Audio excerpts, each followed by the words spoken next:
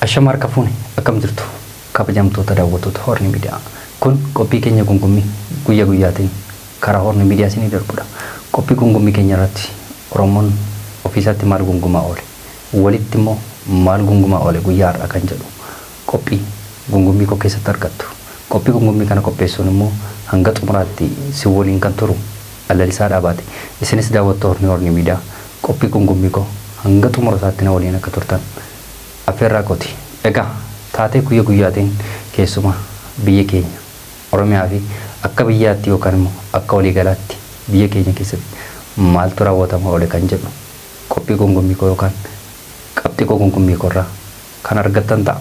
Isinis daawwattoonni Horni Miidiyaa kana like, subscribe gochuu hin dagatinaa. Yaadaaf qeeqa yoo qabaattan koomantii jalattis barreessuu dandeessu. Egaa qabxii koo tokkoffaa yookaan gungummii koo tokkoffaa iddoo kana keessumaa sooshaal miidiyaa irratti waa'ee Dirree Dawaa keessumaa Sumaalee jala galuu fi akkasumas immoo kantiibaan magaalaa Dirree Dawaa guyyaarraa maal akka jedhee fi akkasumas immoo uummanni Baalee keessumaa madda walaabuu keessatti rakkoo nageenyaatiin gidduu kan karaa qaamota garaagaraa irratti raawwatamaa jiru keessumaa humna addaa Sumaaleetiin lubbuun dhalattoota Baalee keessatti yookaan madda walaabuu keessatti darbaa jiraachuunsaa ni yaadatama. Lolli kunis hanga guyyaa har'aatti adeemaa jira. Akkasumas immoo keessumaa bakkeewwan garaagaraa keessatti wal dhabdeen akkuma jirtu ta'e keessumaa waa'ee waraana adda bilisummaa Oromoo fi mootummaa gidduutti bakkeewwan garaagaraatti ammas lolli kun kan dhaabbate miti. Akkasumas immoo naannoo Amaaraa keessatti humni Amaaraa yookaan immoo faannoo jedhee yookaan finxaalee Amaaraa mootummaa makalaakaa yookaan immoo humna mootummaa maangora jiruutiin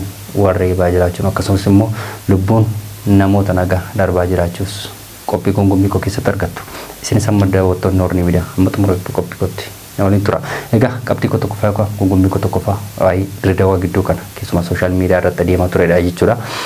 Egaa qabxii koo tokkoffaa keessatti egaa waa'ee Dirree Dawaa gidduu kana sooshaal miidiyaa irratti deemaa turuunsaa ni yaadatama jechuudha. Keessumaa Dirree Dawaan gaa mootummaa federaalaatiin hoogganamuu ishee yeroo dhiyoos miti waggoota dheeraaf mootummaa federaalaatiin akkasumas immoo laftichi galiimtichi keessa yookaan Dirree Dawaa keessatti galu mootummaa federaalaaf galuunsaa wal nama gaafachiisu keessumaa sablammoota hedduutu Dirree Dawaa keessa jiraata jechuun ni danda'ama. Saboota sablammii hedduudha yookaan baay'eedha jechuudha Dirree Dawaa kana keessa kan jiraatu.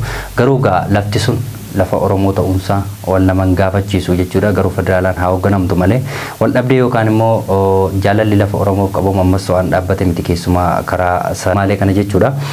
Sumaaleen garra deddeebiin yeroo dheeraaf Dirree Dawaan akka Sumaalee jala galtuuf deddeebiin gaafachaa turuuf akkasumas immoo Sumaalee gudditti ijaarratanii deddeebii waggaatti lollechi keessatti dhaanfuu fi lafa saamaa turuun ni yaadatama jechuudha. Kanaaf gaa waggaa haaraa yookaan immoo wanti amma achi keessatti ta'amaa jiru yookaan Dirree Dawaa keessatti wanti amma ta'amee yookaan wanti gadi ba'ee akka Dirree Dawaan Sumaalee jala galteetti dubbatamaa turuun ni yaadatama. Garuu gaa uummannis qeerroo fi qarreen akkasumas manguddoonni hundumtuu uummanni Dirree Dawaa Oromoo kan ta'an ibsiin hiriira ba'ee nuti lafti kun kan Oromooti malee kan Sumaalee miti jedhanii guyyaa kaleessa irraa kaasanii hiriira ba'uun ni yaadatama. Garuu gaa hiriirri guyyaa kaleessa yookaan immoo hiriirri qeerroo qarreen ba'e akkasumas uummanni gadi ba'ee falmachaa ture fala argachuunsaa waan hafee miti jechuudha guyyaa har'a. Kanaaf gaa kantiibaan magaalaa Dirree Dawaa obbo Kadir Jawaar jechuudha gadi ba'anii guyyaa har'a wanti amma odeeffamaa jiru ololadha yookaan sobadha waan ta'eef ani Sumaalee jala gashuu yookaan immoo mootummaa Oromiyaa jala gashuus hin danda'u jedhanii yeroo isaan har'a gadi ba'anii dubbatan ni jira.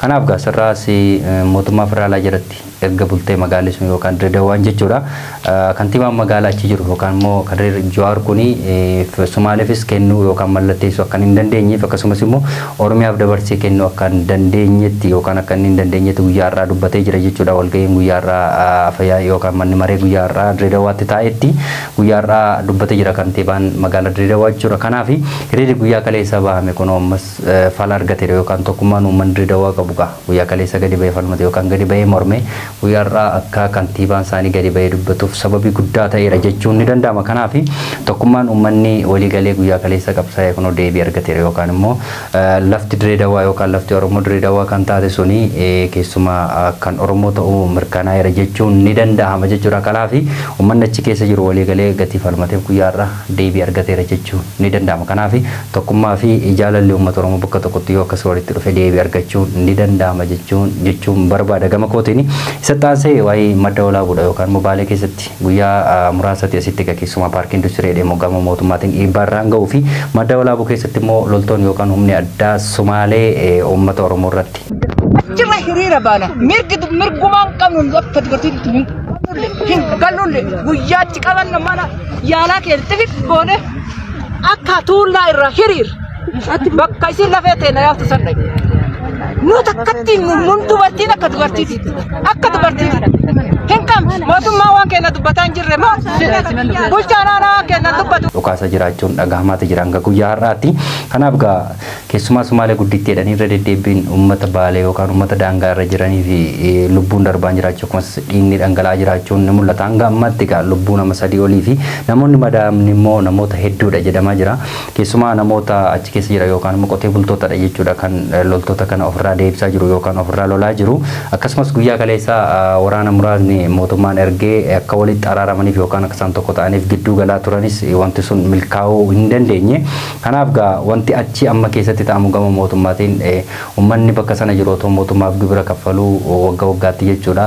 Gama mootummaatiin yookaan loltoonni mootummaa bakka sana deemanii tasgabbeessuu dhabuunis rakkoo guddaadha jechuun ni danda'ama. Kanaaf uummanni Oromoo bakkeewwan garaagaraatti lafa isaaf qabeenya isaarraa buqqa'uun kun ammas waan dhaabbate miti keessumaa ammas Somaalee keessatti wanti kun raawwatamaa jira loltoota Somaaleetiin uummata Oromoo irratti jechuudha. Kanaaf gaa dhiibbaa uummanni gochaa jiru keessumaa daangaa isaaf lafa isaaf qabeenya isaa akka kabajatuuf uummanni of kabachiisaa jira jechuudha. Otuma kilaashii qabu xiitii 20-30 akkasumas immoo xiitii 2-3tiin yookaan meeshaa duriitiin jechuudha uummanni kana waan ofirraa deebisaa jiru loltoota Somaalee kana yookaan humna addaa Somaalee. Kanaaf gaa lafti isaanii yookaan abjuun isaanii hanga Adaamaatti kan jedhu irra deddeebiin dubbatachaa turuun isaanii ni yaadatama. Kanaaf gaa uummanni Baalee ofirraa deebisaa yookaan ofirraa qolachaa jira. Kanaaf uummata achi keessatti dhufu yookaan inni uummata Oromoo bakkeewwan garaagaraatti darbaa jiru akkasumas immoo naannoo Oromiyaa keessa bakkoota garaagaraa keessatti keessumaa Finxaalee Amaaraa kaasee godinaalee Oromiyaa bakkeewwan garaagaraatti gaa uummata Oromoo fixuun ni yaadatama jechuudha. Ammas gaa uummanni Somaalee achi bahanii dhufanii uummata Oromoo lafa isaaf qabeenya isaarraa buqqisuun kun gama mootummaatiin uummanni Oromoo sun kabajamaa jiraachuu dhabuunsaa argamaati jira jechuudha. Kanaaf gaa uummanni Oromoo yookaan mootummaan kun taankii fi baankii of harkaa qabu mootummaan kan Oromoodha otoo jedhamu uummanni akkasittiin qeessaaf qabeenya isaarraa buqqa'uun kunis wal nama gaafachiisa jechuudha. Kanaaf uummata Baaleef namoonni bakkeewwan garaagaraa jirtan uummata Baaleef haa birmannu yookaan uummata Baaleef sagalee haa taanu dhaamsa kooti jechuudha. Kanaaf gaa keessumaa naannoo Amaaraa keessattis gaa makalaakaa yookaan humni mootummaa fi faannoo gidduutti wal garafaa jiraachuun ammas waan dhaabbate miti. Bakkeewwan garaagaraa keessumaa faannoon akka isheen hin deebine yookaan akka isheen badduuf lolaa jirra jedhee makalaakaan yookaan qaamni mootummaa dubbachaati jira jechuudha. Garuu hammi kun jechi isaan dubbataa jiran kun dhugumaa kan jedhu kun wal nama gaafachiisa yookaan ibsisaa walirratti baasaa jiran kun har'a qofa miti.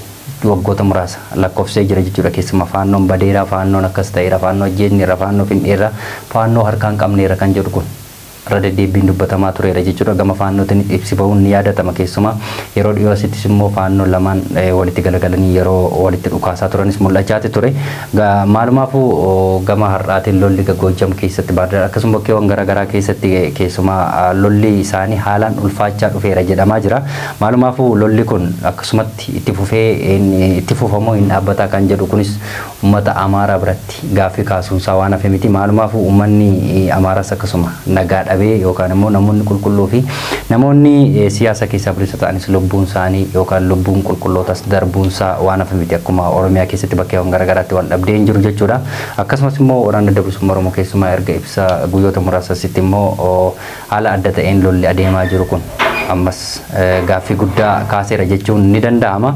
Maalumaafuu bakkeewwan garaagaraa keessumaa Oromiyaa keessatti nagaan dhabamuun kunis ammas rakkina guddaa ta'eera. Keessumaa uummanni Oromoo keessaaf qabeenya isaarra kan jiraanneef yaaddoo guddaa yookaan yaaddoo hamaa ta'eera jechuun ni danda'ama jechuudha.